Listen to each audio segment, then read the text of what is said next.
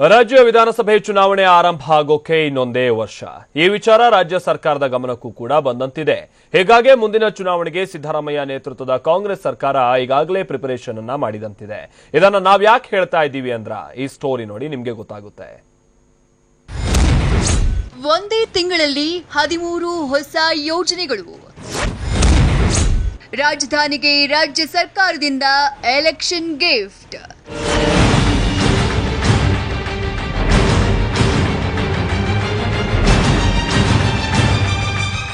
ಕಳೆದ 4 ವರ್ಷಗಳ ಹಿಂದೆ ರಾಜ್ಯದ ಅಧಿಕಾರದ ಚುಕ್ಕಾಣಿ ಹಿಡಿದ ಕಾಂಗ್ರೆಸ್ ಸರ್ಕಾರ ಅನೇಕ ಯೋಜನೆಗಳನ್ನು ರೂಪಿಸಿದ್ದು ಕೆಲವೆಡೆ ಎಡವಿದ್ದಾಗಿದೆ.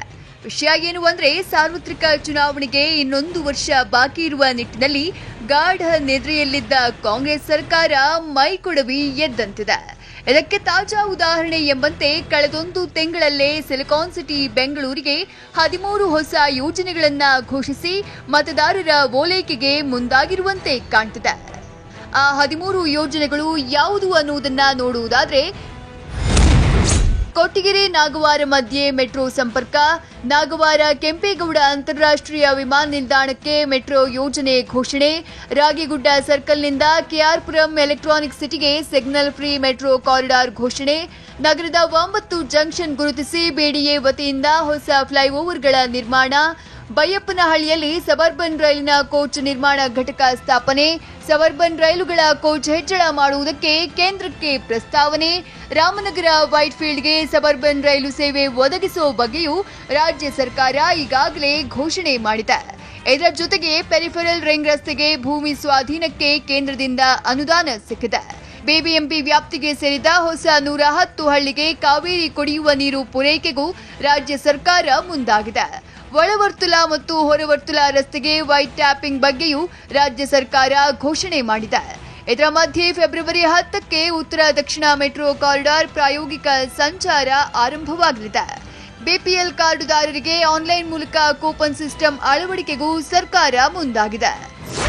ಮುಂದಿನ ವರ್ಷ ರಾಜ್ಯದಲ್ಲಿ ಸಾರ್ವತ್ರಿಕ ಚುನಾವಣೆ ಎದುರಿಸುವ ನಿಟ್ಟಿನಲ್ಲಿ ಸರ್ಕಾರ ಈ ಯೋಜನೆಗಳನ್ನೆಲ್ಲ ಘೋಷಿಸಿ ಮತದಾರರ ಓಲೈಕೆಗೆ ಮುಂದಾಗಿದೆ ಅಂತ ಸಾಮಾಜಿಕ ಕಾರ್ಯಕರ್ತರು ಆರೋಪಿಸುತ್ತಿದ್ದಾರೆ.